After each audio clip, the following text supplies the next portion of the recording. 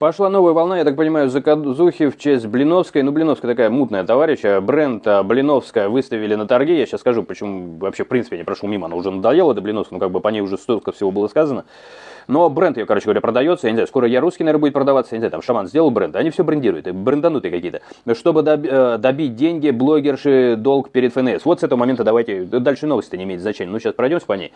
Нам опять пытаются втюхать, хотя замолчали. Ну, как-то вот получается иногда пробить у меня, наверное, и других блогеров. Так, капля в море, все-таки море, да, может и создать, когда капель много. Так что не забывайте иногда делиться, когда важные новости или напоминания. Вот мое напоминание. Блиновской пытались забрать только долги по налогам.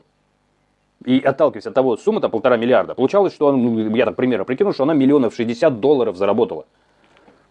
А мне все время втюхивают, что у нее все забрали, у нее больше ничего нет.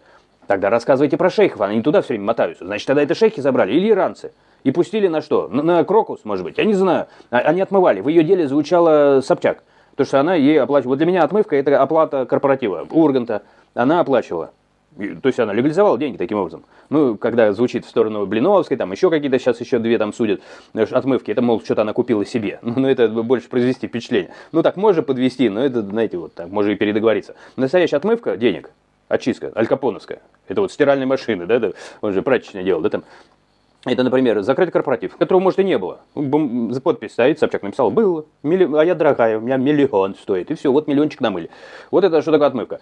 Вот, я к чему? К тому, что вот бы куда и копать, да, но, короче говоря, нам все время пытаются втюхать, что у нее все забрали. Все это 60 миллионов. Когда вы мне расскажете, что у нее нашли 60 миллионов долларов, так, помимо налогов, это в них не включены эти налоги, 1,5 миллиарда рублей налогов, и еще плюс 60 миллионов долларов. Если они не у нее, покажите мне того товарища какого-то, ну, из какого-нибудь, из всевозможного мира, откуда-нибудь, не знаю, может быть, из Арабских Эмиратов, да, или еще откуда там, Хаминей, может быть, привет передает.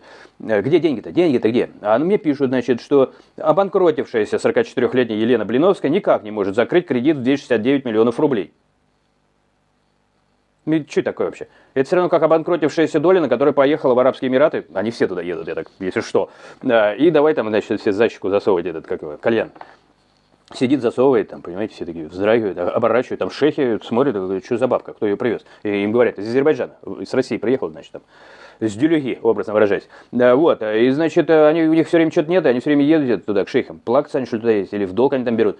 Я к чему? Где 60 миллионов? Ну, или там порядка 60. А у нее долг 260. И мне журналисты пытаются, какие журналисты, да, самые честные, конечно, Мэш. Они мне говорят, вот у нее ничего нету, она все-то бедняжка. А также погасить оставшиеся 179 тысяч долга перед ФНС. По данным Мэш, из-за этого ей придется продать 8 товарных знаков, среди которых бренд, значит, Блиновская и те самые марафон желаний. Вот бренд она продаст. Кому, кстати? Мэшу? Марафон.